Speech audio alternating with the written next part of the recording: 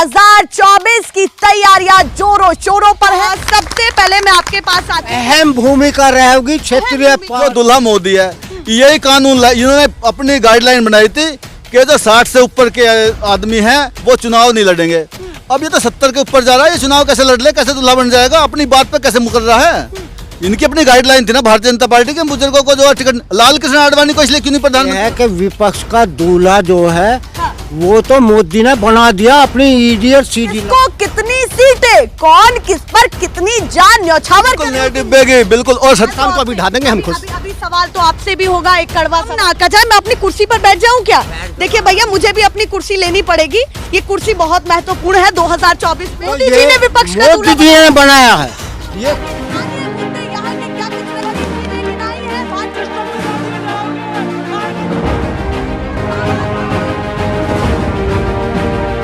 National pillar, राष्ट्र सर्वोपरि।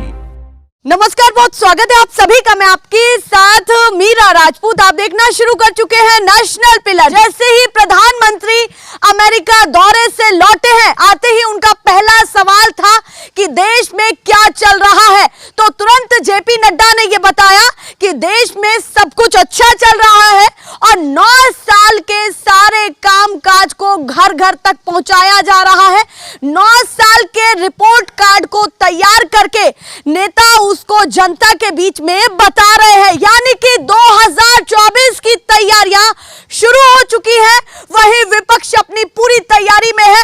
पटना में जो उनकी महा बैठक हुई है, ये पहली मीटिंग में बिल्कुल साफ तौर पर स्पष्ट हो चुका है कि तमाम विपक्षी दल एक साथ चुनाव लड़ने वाले हैं। जो उनकी अगली मीटिंग होने वाली है, उसमें यह तय होगा कि किसको कितनी सीटें, कौन किस पर कितनी जान न्यौछावर करेगा। यानी कि सीधे आप समझ लीजिए 2024 की तैयारियां जोरों शोरों पर है, पक्ष की भी तरफ से, विपक्ष की भी तरफ से, और साथ में माहौल हर जगह बनना शुरू हो चुका है। पर इस बीच आपको गौर करना चाहिए, इस देश का सबसे बड़ा सूबा है उत्तर प्रदेश, जिसकी राजनीति बहुत महत्वपूर्ण हो जाती है और लोकसभा का पूरा रास्ता इसी सूबे से होकर के निकलता है। लखनऊ तो आना ही पड़ेगा भैया, यहीं से सीधा रास्ता है दिल्ली का। सीधे मैंने चर्चा की शुरुआत भी पश्चिमी यूपी से की है। पश्चिमी यूपी में मौजूद है और देखिए बैठक लगी हुई है और देखिए यहां पर हुक्के में यहां पर कर्सी लगाते हैं, वो सुलग तो रही है। अब ये 2024 की जो तैयारियां है या जो आंच है वो कितनी सुलगी है, वो इन लोगों के मन में कितनी जगह बनाई है और किसने बनाई है, बीजेपी ने या जो विपक्ष अपनी तैयारी कर रहा है उसने। तो सीधे चर्चा की शुरुआत करते हैं, जोरदार तालियां हो जाए। सबसे पहले मैं आपके पास आती हूं, माहौल क्या लग रहा है आपको? देखिए विपक्ष की तरफ से यह कहा जा रहा है कि विपक्ष का दूल्हा कौन, और पक्ष के दूल्हे तो तैयार ही हैं। कैसे 2024 के चुनाव को देखा जाए, क्योंकि प्रधानमंत्री का तुरंत आते ही लौट करके एयरपोर्ट पर खड़े हैं और वो सीधे उतरते ही उन्होंने ये पूछा कि देश में क्या चल रहा है। तो जेपी नड्डा ने बताया कि भाई देश में 9 साल के कार्यकाल को बताया जा रहा है कि हमने क्या काम किया है, रिपोर्ट कार्ड जारी कर दिया गया। सारी चीजों को कैसे देखा जाए, जल्दी से बताएं। देखो देश जल रहा है, जेपी नड्डा गलत बोल रहा है। मणिपुर में डेली आगजनी, डेली गाड़ियों पे हमला हो रहा है और अर्धसैनिक बलों पे और पुलिस वालों का आपस में विवाद चल रहा है। पहली टिप्पणी मणिपुर ही पर ही मणिपुर क्योंकि देश, अमेरिका की बात कर रही हूँ। नहीं, अमेरिका से क्या मतलब है, हमारा देश से मतलब है। देश में रहते हैं हम, तो देश की बात करेंगे, विदेश की बात करेगा मोदी।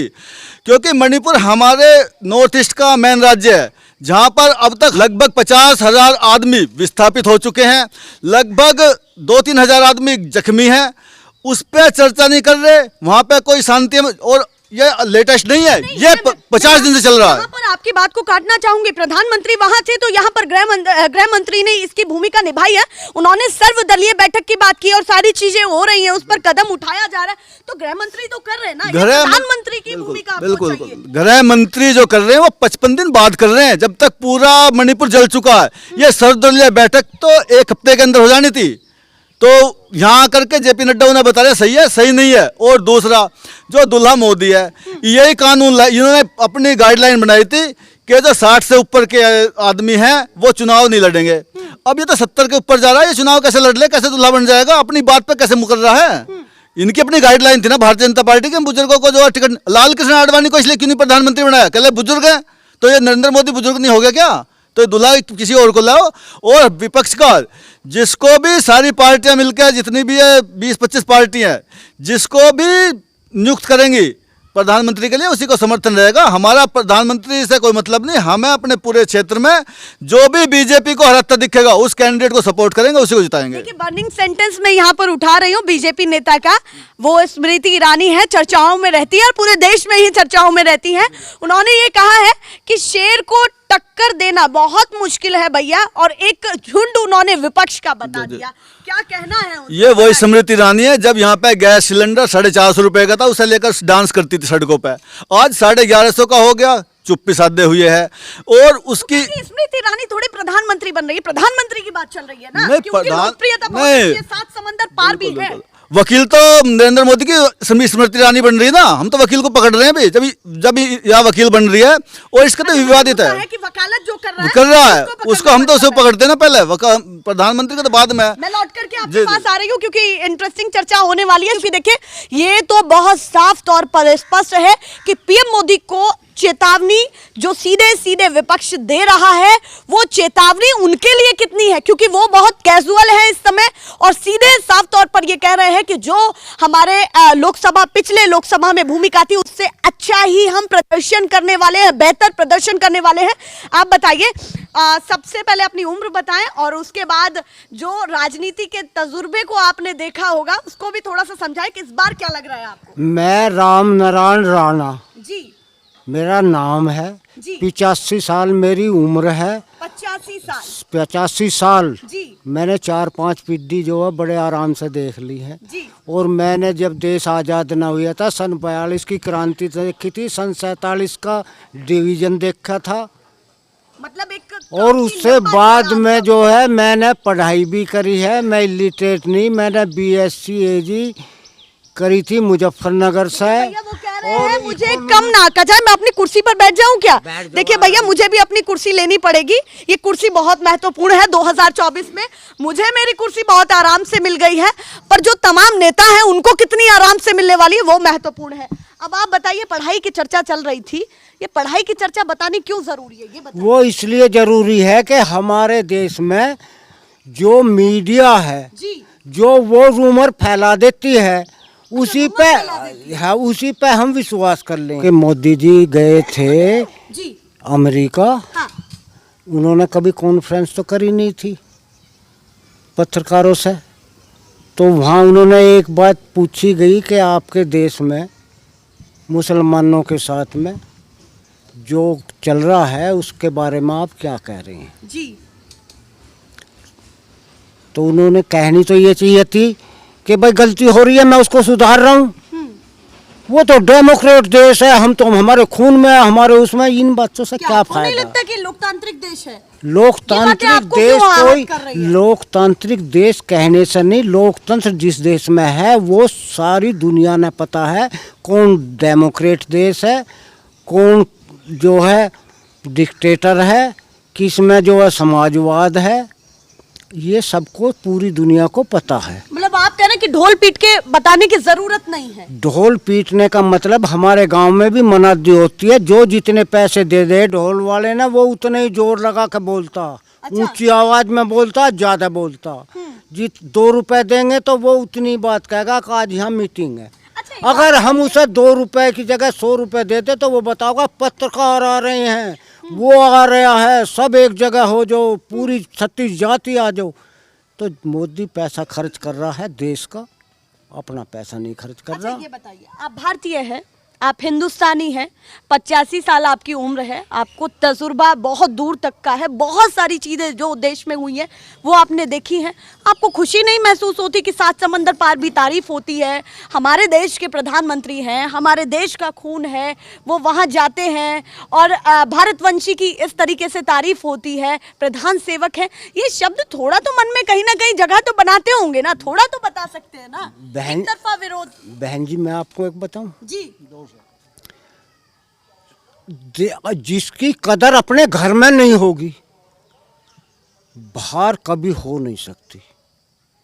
पहली जरूरी है, हमारे देश में सबसे गरीब सबसे कमजोर लाल बहादुर शास्त्री हुआ, आज हमारे 1.25 करोड़ जनता देश की जो है उसके हर आदमी के दिल में है कि जब देश भूखा था, अनाज की कमी थी, मैं उस वक्त मौजूद था, देश में अन्न नहीं था। आज लाल बहादुर शास्त्री ने कहा था एक टाइम का खाना बंद कर दो, पूरे की पूरी जनता ने एक टाइम का खाना छोड़ दिया। आज भी लाल बहादुर शास्त्री का नाम लिया जा है कि उस पर 2 कुर्ते पजामे थे और एक जो अपने बच्चे की भी कभी उन्हें न्यू नहीं बताई कि वो प्रधानमंत्री का बच्चा है, यो जाकर स्कूल में जो है एडमिशन ले ले। मतलब आप कह रहे हैं लाल बहादुर जैसी सोच चाहिए, सोच अभी चाहिए। देश को। जिस देश में आज पूरे के पूरे देश अभी में कमी लगती है आपको? कमी लग रही है। मोदी जो डंका बजवा रहा है विदेश में और देश जल रहा है मणिपुर में। देखिए ये बातें निकल रही हैं, एक चर्चा और है, उस पर भी थोड़ा सा कमेंट चाहूंगी मैं आपसे। आपने कहा कि मैं पढ़ा लिखा हूं, ऐसे ना समझा जाए। और देखिए ये सच्चाई है, किसान जब किसानी करता है, खेत में जाता है तो उनको उन्हीं चीज़ों से आका जाता है। पर ये ना भूला जाए कि कृषि विज्ञान ये देश रहा है। इस बीच में ये कहा जा रहा है कि भाई विपक्ष का दूल्हा कौन, आप उसे बड़ा अच्छे से एलिब्रेट कर रहे थे, तो मैं एक जवाब उस पर भी चाहूंगी कि विपक्ष का दूल्हा आप पर्सनली कौन चाहते हैं, या फिर विपक्ष की इस एकता पर थोड़ा आपको कितना भरोसा है, ये बताइए। बहन जी सबसे बड़ी बात तो ये है कि विपक्ष का दूल्हा जो है हाँ। वो तो मोदी ने बना दिया अपनी ईडीआर सीडी लगा के। अच्छा आप कह रहे हैं नहीं तो मोदी जी ये ने विपक्ष का मोदी दूल्हा जी ने बनाया है, ये मोदी जी की कारस्तानी है। और जो नड्डा कह रहा है हाँ। कि मैं पूरा हिंदुस्तान सही है, सही काम चल रहा है, जी। वो मीडिया पे बैठ कर कह रहा है। उसने तो अभी गांव का रास्ता भी नहीं देखा उसे। कह रहे हैं कि घर घर रिपोर्ट कार्ड लेकर घर का रिपोर्ट कार्ड मैं SCAG करियर में खेती कर रहा हूँ और मेरे धोरे हुक्का धरा 10 आदमी सुबह से शाम लोग आकर बैठे हैं, बात करें। हर 36 बिरादरी का हूँ हैं। मैंने तो आज तक कभी नड्डा का सुना ना, कुछ गांव में आया, उस शहर में आया, यहाँ मोदी नगर में आया। क्या पता इस बार तैयारी हो, बड़ी तैयारी हो। बड़ी तैयारी जो कुछ है सिवा मीडिया में है और धरातल पे कुछ नहीं। भैया सवाल बहुत सारे हो रहे हैं पर उन्हें विश्वास नहीं दिख रहा है फिलहाल वर्तमान की सरकार पर, बिल्कुल भी धरातल पे बिल्कुल नहीं है। जितनी ये राष्ट्रीय पार्टी है इन्होंने कुछ पता नहीं है धरातल पे क्या हो रहा है। जो लोकल पार्टी है हाँ। उन्होंने हर इंसान के बारे में पता है, हर समस्या के बारे में पता है, कौन आदमी किस परिस्थिति से, महंगाई से गुजर रहा है, बेरोजगारी से गुजर रहा है, किसान अपनी भुखमरी से गुजर रहा है। तो क्या मानते हैं कि क्षेत्रीय पार्टियों की इस बार के लोकसभा चुनाव में बहुत ज्यादा अहम भूमिका रहेगी क्षेत्रीय पार्टी की? देखिए जिसके पास साथ होगा क्षेत्रीय पार्टियों का, उन्हीं के साथ अहम भूमिका जुड़ने वाली है। और भी लोगों से पूछती हूँ, आप बताइए, आपका शुभ नाम बताइए। साथ में हम लोकसभा सीट बागपत पर खड़े हैं और यूपी की ये धरती है। यूपी की धरती पर आपको क्या लग रहा है कि किसका ज्यादा डंका बजने वाला है, या क्या माहौल पूरी राजनीति में चल रहा है अपने हिसाब से बताइए। गठबंधन पर ज्यादा विश्वास है। मैं एक बात कहना चाहूंगा, गठबंधन को खुद पर विश्वास नहीं है। ये बात मैं एक बात कहना चाहूंगा। आपने कहा कि अमेरिका में बहुत ज्यादा है मोदी जी को नहीं, हमारा देश सबसे बड़ा देश है आबादी के हिसाब से। ये युवाओं का प्रधानमंत्री कोई हो, अमेरिका ने तवज्जो देनी होगी, चाहे कोई हो। ये मोदी जी का नहीं है मैटर। हाँ। एक और है, पहली बार अमेरिका में किसी प्रधानमंत्री से पूछा गया ये कि हिंदुस्तान में हिंदू मुस्लिम ये क्या चल रहा है। यहाँ पे आए जो उन्होंने बोला था, मेरे से बड़े हैं, सही बोला था। नड्डा जी ने ये क्यों नहीं बोला मणिपुर जल रहा है, ये नहीं बोला। अपनी बीजेपी की बताई जो 28 जून को 9 साल होने जा रहे हैं कि अच्छा चल रहा है, हम बखान कर रहे हैं बीजेपी का, सरकार का नहीं, सरकार का मतलब बीजेपी का एजेंडा, खाली फोकस ये, देश पर ध्यान नहीं। ये क्यों नहीं कहा कि मणिपुर जल रहा है जी। या वहाँ क्यों पूछा गया? आप भी पत्रकार है, पत्रकार ने वहाँ पूछा, जानकारी होगी आपको, नहीं पूछा गया अमेरिका, ये क्यों नहीं कहते आप? देखिए ये बातें यूपी से निकल रही हैं कि मणिपुर की चर्चा तमाम बड़े बुजुर्गों ने की है। सबसे बड़ी बात है कि यहाँ पर चर्चा चल रही है, तो इसका मतलब देश के एक हिस्से में ऐसा माहौल है जो देशवासी नहीं चाहते हैं। और भी कुछ कष्ट हैं जो बोलना। गृह मंत्री, बिल्कुल गृह मंत्री, मैन पावर होती है प्रधानमंत्री संसद में सर्वदलीय बैठक बुला के उस पर बयान देना था कि आखिर क्या। हाँ। चुपचाप अपनी आज मीटिंग करी है, वो चुपचाप ही है, सर्वदलीय थी, गृह मंत्री की। अभी मैं ठीक जी, आने के बाद, अमेरिका से आने के बाद। हाँ, अभी मैं उठा करके देखूं कि क्या आप ऐसे बर्निंग पॉइंट्स मानते हैं कि भाई ये 5-6 मुद्दे हैं जो लोकसभा चुनाव में बहुत महत्वपूर्ण रहेंगे? एक मुद्दा, और कोई मुद्दा ही नहीं है हिंदुस्तान में। चुनाव मुद्दा ही एक है, जैसा सुभाष चंद्र बोस बोलते थे, तुम मुझे खून दो मैं तुम्हें आजादी दूंगा। ठीक ऐसे ही मोदी जी मेरे हिसाब से बोलते हैं, तुम मुझे वोट दो मैं तुम्हें भाषण दूंगा। एक बात, फूट डालो राज करो। 15% मुस्लिम है, जी। 85% यानी 80% के लगभग हिंदू। बस फूट डालकर कैसे भी और अपने पक्ष में हिंदुओं को कर लो। उस टाइम हिंदू भावना में बहका लो और वोट ले लो। आज का मुद्दा उछाल दिया जम्मू से राजनाथ सिंह ने। क्या जी, पीओके हमारा लेकर रहेंगे, हम भी खुश। ना तो आएगा ना जाएगा। अच्छा, आप कह रहे हैं ना आएगा ना जाएगा, कुछ नहीं आएगा जाएगा, पर जानकारी आपको कह नहीं सकते। ये बताइए, हिंदुस्तान आपने- की नीति है आप कि सवाल पाकिस्तान तो को अभी ढा देंगे हम खुश। अभी सवाल तो आपसे भी होगा, एक कड़वा सवाल है। आपने कहा मुझे गठबंधन प्यारा है। गठबंधन को खुद पर विश्वास नहीं है। गठबंधन के लोग निकल निकल कर भाग रहे हैं। और देखिए, आपको बहुत अच्छे से पता होगा मैं क्या कहने की कोशिश कर किसने रही हूँ। कहा? आम आदमी पार्टी हाँ कांग्रेस जी, की बिल्कुल जो नहीं बढ़ रही बीजेपी है। से निकल के चला जाए हाँ। वो भगोड़ा नहीं है। हाँ। और जो बीजेपी में जाए मतलब और सब भागे वो भगोड़ा है। चलिए, बात तो काट सकते हैं पर वोट तो चाहिए ना, समर्थन तो चाहिए ना आपको। वहां थोड़ी काट सकते हैं। जब तथ्यों पर बात की जाएगी तो परसेंटेज कैसे देखो, जीतेंगे? तो सबका परसेंटेज देखो क्या निकल के आएगा। 37% बीजेपी कांग्रेस थी। आपको जानकारी होगी जितनी वोट मोदी जी को नहीं मिली जितनी राजीव गांधी को मिली थी लोकसभा में सीटें। जी। नहीं जी, हाँ। आज तक वो रिकॉर्ड नहीं टूटा है वो क्या राजीव अभी गांधी का। भी आपको लगता है कि नहीं, वर्तमान वो में नहीं है ना, है? तो सदैव ऐसे ही बदलता रहता है। हाँ। सदैव जमाना एक कनारा, ऐसा नहीं कि सन 24 में जो आपको लग रहा है सब बीजेपी उछल रहे बदलने हैं। वाली है? पक्का क्या क्या ऐसे मुद्दे होंगे जो आपको लगता है कि वो उनकी नैया डूबने वाली है? महंगाई, पहला मुद्दा महंगाई। दूसरा क्या मानते हैं? बेरोजगारी। तीसरा अगर मैं बात कर लूं, तीसरा ये हाँ। फूट डालो राज करो, ये पब्लिक समझने लगी। ये आप समझ रहे हैं। हमने समझने लगे हिंदू मुस्लिम अच्छा, इस बात सभी को समझने लगे। तो यूपी का माहौल कुछ अलग है इस बार, या बिल्कुल। जैसे विधानसभा में ये बातें की जा रही थी कि भाई देखिए सरकार पलट कर रख देंगे, ये सारी चीजें हो जाएंगी, जो विरोधाभास था वो सारी चीजें में लिखे पढ़े होने के बाद भी बहुत बल है। अब धीरे धीरे जानकारी हो रही है यूपी वालों को। हैं कहाँ के कहने चाहिए मुझे, सब हिंदुस्तान के, लेकिन अफसर कहाँ के, IAS IPS कहाँ के बैठे हैं सेंटर में, हर मंत्रालय में कहाँ के, गुजरात के 90%। अच्छा, यूपी ये के बता दो बताइए, कितने। अगर मैं ये बातें करूं कि भाई क्या चल रहा है क्या नहीं चल रहा है, तो क्या मानते कि क्षेत्रीय पार्टियों का साथ किसके साथ ज्यादा होगा? क्योंकि देखिए गठबंधन तो बीजेपी का भी है, कांग्रेस के, और पसंद बीजेपी को भी करने वाले, लगता है कि कांग्रेस के साथ होने वाला। बिल्कुल बिल्कुल। मैं सवाल पूछ रही थी, बाबा जी से पूछ रही थी कि विपक्ष का दूल्हा कौन। ये बड़ा इंटरेस्टिंग सवाल है, मुझे लगता है कि लोकसभा के बीच में तमाम लोगों से पूछना चाहिए। तो आप राहुल गांधी विपक्ष का दूल्हा राहुल गांधी, कोई और क्यों नहीं? बस अपनी राय। अभी तो संयोजक भी नहीं बने हैं कोई बात नहीं। गठबंधन के, मतलब दूल्हा पहले तय हो गया। बिल्कुल, राहुल गांधी पहली पसंद। देखिए क्या बातें यहाँ से निकल रही हैं, मैं लौट करके आती हूँ। आप बताइए क्या मन में चल रहा है आपके? पीएम मोदी की नीतियां आपको कितनी अच्छी लगी? 9 साल हो गए हैं, केवल 1 साल बाकी, 1 साल से कम समय बाकी है, बहुत कम समय बाकी है। कैसे देखा जाए इसको? हमें ये देख रहे हैं, हम यहाँ ग्रामीण क्षेत्र में रहते हैं और काश्तकार हैं। हाँ। हमारी फेवर में मोदी जी ने कोई ही कदम नहीं उठाया है। यहाँ कृषि पर कोई भी बजट जो पहले आता था वो कृषि में बजट नहीं आ रहा। कृषि कर्मचारियों को वेतन नहीं मिल रहा। जो हम लोगों को अनुदान का व्याख्यान करते हैं कि काश्तकारों को इतना अनुदान दिया जा रहा है, कोई किसी को अनुदान नहीं दिया जा रहा। कर्मचारियों को भी 8-8, 10-10 महीने हो गए हैं, उन्हें जो है मजदूरी नहीं मिल रही है अपनी मतलब जो। आप कह रहे हैं जो क्षेत्रीय हाँ, मुद्दे हैं उन पर कोई काम नहीं दिख रहा। दूसरी बात, बेरोजगारी हर तरफ बढ़ी है, चाहे वो मजदूर है चाहे कर्मचारी है। जितनी सरकारी हमारी योजनाएं थी या जो भी सरकारी विभाग थे सबको इन्होंने प्राइवेट कर दिया है। तो क्या अच्छी नीति है इनकी? क्या देश चला रहे हैं ये? क्या पहले प्रधानमंत्री या औरों ने राज नहीं किया? क्या सरकारी विभाग पहले नहीं चले? अब सब कुछ बेच का है, सब प्राइवेट में दे दिया है कर्मचारी। बेरोजगारी को लेकर के आप यूपी का ही मुद्दा मानते हैं या पूरे देश का मानते हैं? पूरे देश का मानते हैं हम तो, जो पूरे देश में ऐसे ही हो रहा जो है। और हम इस यूपी में रह रहे हैं, यूपी से ही हम प्रधानमंत्री ज़्यादा जाता है, यहीं से ज़्यादा सीट है।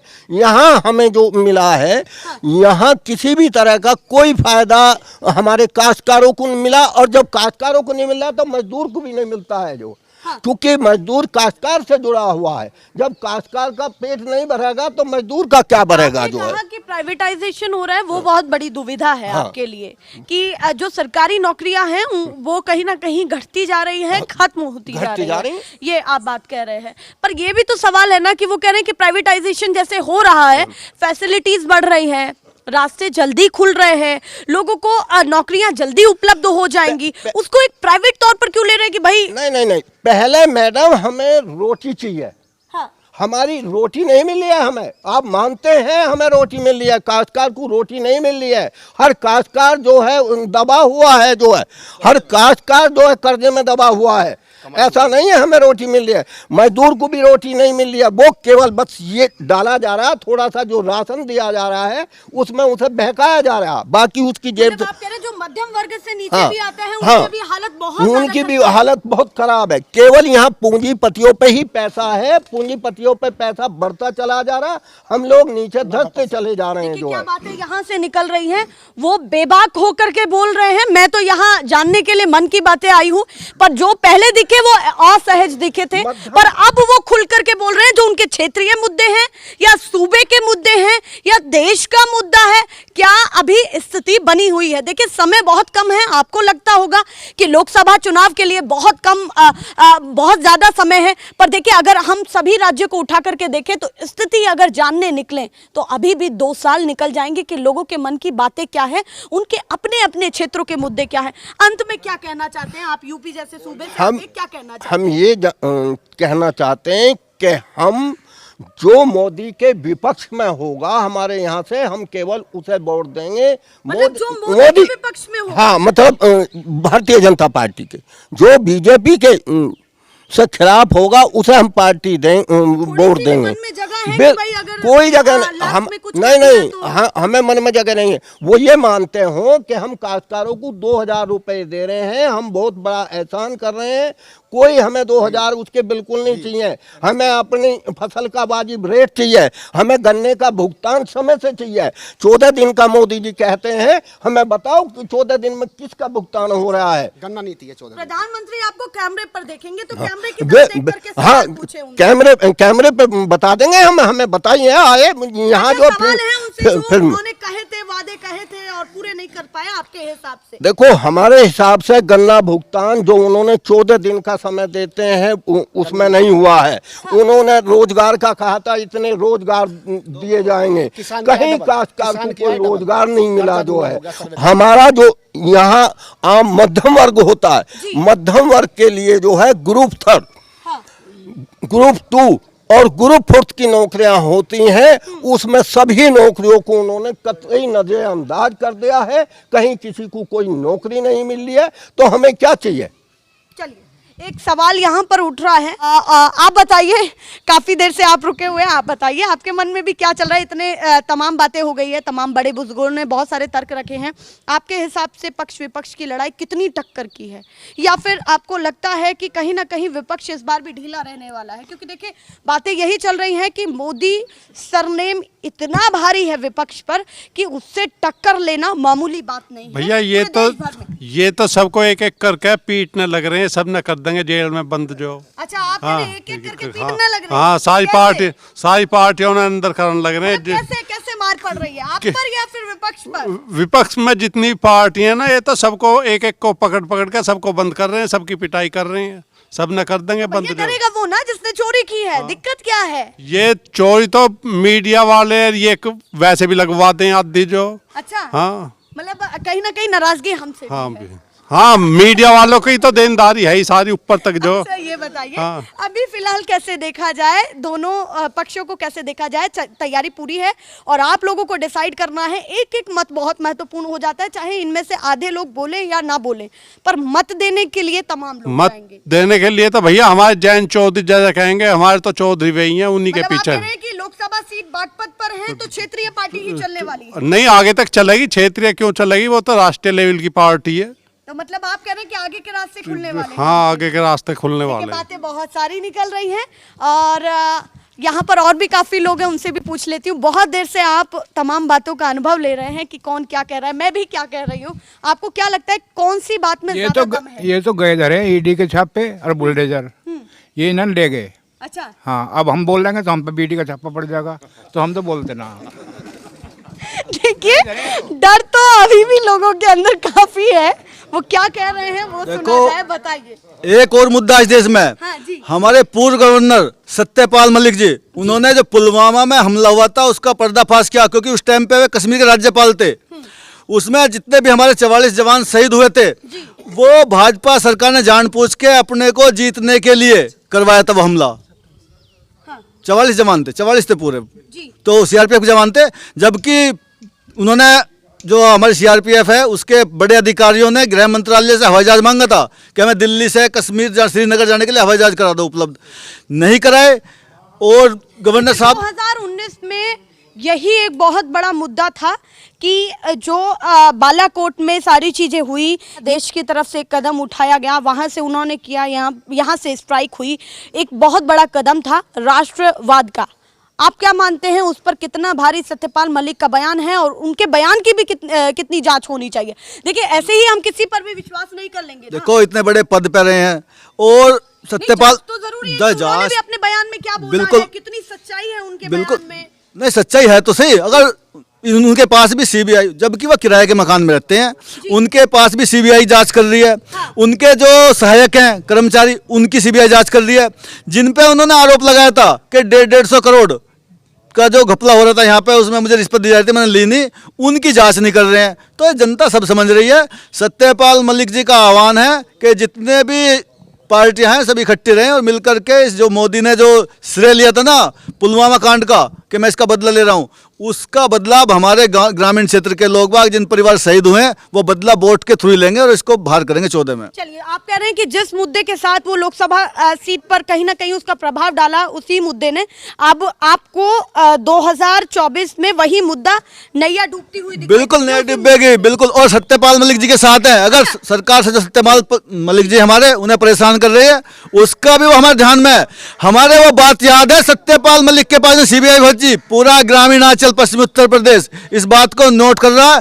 वे हमारे सिरमौर हैं, हमारे क्षेत्र के बड़े नेता हैं, किसानों के मसीहा हैं, उनको परेशान करने का बदला जरूर लेगी इस वोट अच्छा, ये चुनाव में। बताइए कि जो सत्यपाल मलिक ने कहा कि पूरा विपक्ष एक हो जाए, थोड़े समय बाद ये दिखा है कि एक लंबे अरसे से तैयारी चल रही थी कि पूरा विपक्ष एक हो। ममता बनर्जी जो कांग्रेस को आए दिन सारी चीजें उन पर आरोप प्रत्यारोप लगते रहते थे, आपस में एक दूसरे पर करते रहते थे। कांग्रेस में बैठ जाऊं क्या यहाँ पर? कांग्रेस ममता बनर्जी पर करती रहती थी, ममता बनर्जी कांग्रेस पर, आम आदमी पार्टी वो किसी को नहीं बख्शती है। तो ये सारी चीजें हैं, वो सभी को इस तरीके से लेकर के चलते हैं कि भाई हमारी एक अलग विचारधारा है।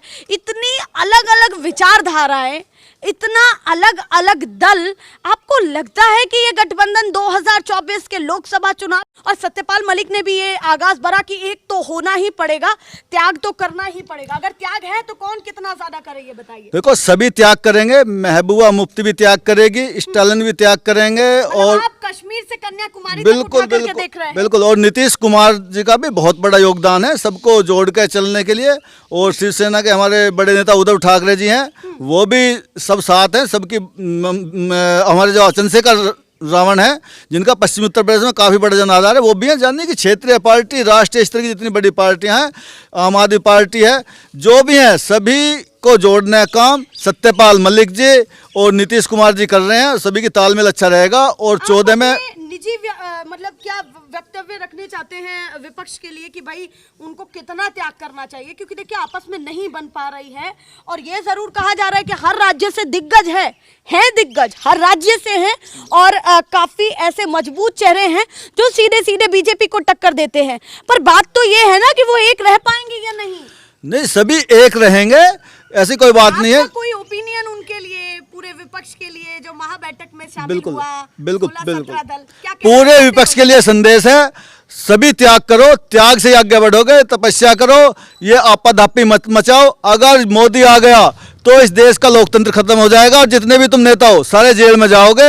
यही तुम्हारे बचाव का रास्ता। जहां भी जिसका त्याग करना हो, त्याग करके किसी भी तरह से मोदी को यहां से हटाओ। मतलब मोदी जी का डर तो है पूरा, मतलब लगता है नहीं, डर पूरा है। देखो ये दूसरा पुतिन बन जाएगा, दूसरा चाइना का जो राष्ट्रपति जिनपिंग क्या है वो बन जाएगा, ऐसे क्यों आकलन या उत्तर आप कर जो रहे दक्षिण, हैं? ऐसा पर्याय क्यों दे बिल्कुल रहे हैं? ये ऐसे ही बनने जाए। क्योंकि ये सुनो लोकतांत्रिक हाँ, देश ना लोकतांत्रिक तो चाइना भी है, कहाँ छोड़ डाला। राजनीति है ना, बीजेपी अलग कर रही है, कांग्रेस हाँ अलग बिल्कुल बिल्कुल, इसलिए भाजपा में लोकतंत्र छोड़ डाला। हमारी विधायक, हमारा सांसद, कोई भी जिलाध्यक्ष चू कर नहीं सकता भारतीय जनता पार्टी का। सिर्फ 3 आदमी डिसीजन लेते हैं, अमित शाह, जेपी नड्डा, नरेंद्र मोदी, इन्हीं की पार्टी है। आप यहाँ से बीजेपी के विधायक को चुन करके भी भेजेंगे तो भी वो वहाँ आगे जाकर के नहीं बीजेपी विधायक जो है जरा सा भी कोई सांसद को? विधायक ना तो अपने सांसद निधि से यहाँ कुछ काम करवा सकते अपनी मर्जी से, चाहे सांसद है चाहे विधायक है, ना ही उनका प्रशासनिक में कोई हस्तक्षेप कर सकते। चाहे यहाँ पुलिस आके किसी का शोषण कर लो, प्रशासन तहसील के पटवारी आ जाओ, बिजली विभाग आ जाओ, किसी किसान का शोषण कर लो, विधायक के फोन से, विधायक के कहने से उनका शोषण नहीं रुक रहा है। जितने भी सरकारी कर्मचारी है, भारतीय जनता पार्टी में सबसे ज्यादा मुझे सरकारी कर्मचारियों कहे हैं, इन्होंने पूरी जनता का शोषण करा और भारतीय जनता पार्टी इन्हीं से वोट ले लियो। ग्रामीण अंचल बिल्कुल नहीं वोट नहीं देगा। विपक्ष भी घर घर आने वाला है और पक्ष भी आने वाला है। तो हम अपने ना कार्ड तैयार कर लिए कि भाई हमारा शासन था, बिल्कुल। तो कांग्रेस ने क्या किया, भाजपा का शासन है तो उन्होंने क्या किया। विपक्ष की हमें जरूरत नहीं है, तैयारियां पूरी है, जल्दी से अंतिम विपक्ष में की हमें जरूरत नहीं है। विपक्ष को हम देख चुके हैं, हम सभी पार्टियों का शासन देखा है, लेकिन भारतीय जनता पार्टी में जितना शोषण सरकारी तंत्र ने हमारा करा है, उतना किसी पार्टी के सरकारी तंत्र ने नहीं करा। तो हम बीजेपी का विरोध करेंगे, बिल्कुल इसको आने नहीं देंगे सत्ता में। उन्होंने कहा कि शोषण तो हुआ पर भाजपा में ज्यादा हुआ, तो यानी कि शोषण तो विपक्ष में भी हुआ, विपक्ष के होते हुए भी हुआ। क्या अंतिम टिप्पणी आपकी इनके जवाब पर भी है, जल्दी से बताएं।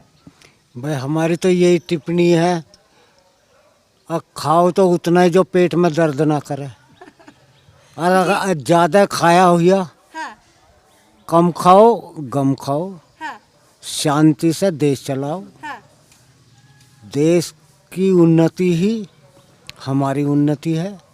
और मोदी जी ने जो है झूठ बोलने की आदत लेकर जो है, झूठ बोल कर जो भी कुछ किया है, उसका पूरा का पूरा पूरे देश में उसका भांडा फूट चुका है।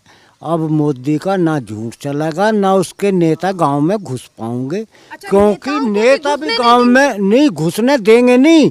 उनकी जो भी कोई गांव में आता है, हाँ।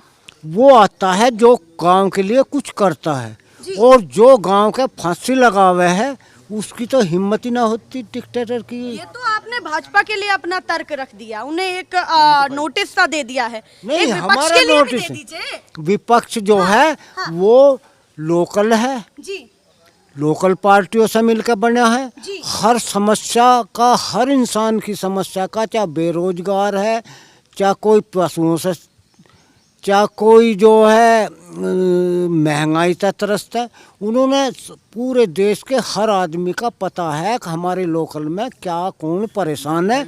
और ये जो है राष्ट्रीय पार्टी, उन्होंने कोई पता नहीं है, वे तो मीडिया चला रही है उनकी गोदी। देखिए भैया, सवाल तो बहुत सारे मीडिया पर भी उठ रहे हैं, नेताओं पर भी उठ रहे हैं। और देखिए, अभी मैं प्रोग्राम खत्म करने वाली थी, पर यहाँ पर एक और भी काफ़ी महत्वपूर्ण पर्सन आए हैं। 95 ईयर बता रहे हैं, 95 साल वो बता रहे हैं उनकी उम्र है, और तजुर्बा भी उन्हीं के हिसाब से उतना ही है। आपको क्या लगता है, वैसे तो चर्चा चुनाव की हो रही है, लोकसभा चुनाव की हो रही है, क्या लगता है किसमें ज्यादा दम है इस बार, मोदी जी में या फिर विपक्ष का जो गठबंधन बन रहा है? हमारे लोकदल में है, हमारे में लोकदल में है। हाँ। यानी कि लोकदल चाहे बीजेपी में जाए चाहे विपक्ष में जाए, ना जावे तो लोकदल में ज्यादा। नहीं, हम नहीं जाएंगे। अच्छा, कहीं नहीं जाएंगे? नहीं, अपने विपक्ष में लोकदल भी नहीं जाएंगे? नहीं। भाई वो कह रहे हैं कि हमें क्षेत्रीय पार्टी पर ज्यादा विश्वास है, सीधी बात है। और देखिए, यही महत्वपूर्ण चीज मैं आपको अंत में बताने वाली थी कि क्षेत्रीय पार्टियों का प्रभाव बहुत बड़ा होता है, क्योंकि वो घर घर की कहानियां, घर घर के मुद्दे, क्षेत्र क्षेत्र के मुद्दों को जानते हैं, और नब्ज भी जानते हैं कि किस तरीके से जनता के पास जाना है, क्या कहना है, किस तरीके से उनके मुद्दों को उठाना है। इसीलिए महत्वपूर्ण बहुत हो जाता है जिस तरीके से पूरे विपक्ष ने जगह जगह से महत्वपूर्ण चेहरे उठाए हैं, कश्मीर से लेकर के कन्याकुमारी तक। वो कितने उपयोगी रहने वाले हैं, उपयोगी तभी रहेंगे जब वो एक साथ होंगे। अब ये झाड़ू एक साथ रहने भी वाली है या नहीं, या सीके बिखरने वाली है, वो तो देखा जाएगा। पर माहौल तेज है, ये यूपी का माहौल है, ये लोकसभा सीट बागपत का माहौल है। अब आपको पता ही चल गया होगा कैसे क्षेत्र से हमने शुरुआत की है। अब धीरे धीरे 2024 की चर्चाएं तेज हैं, और हर क्षेत्र में जाकर के हम आपको दिखाने वाले हैं। ये आज की चर्चा थी, कल फिर मिलेंगे। फिलहाल के लिए नमस्कार।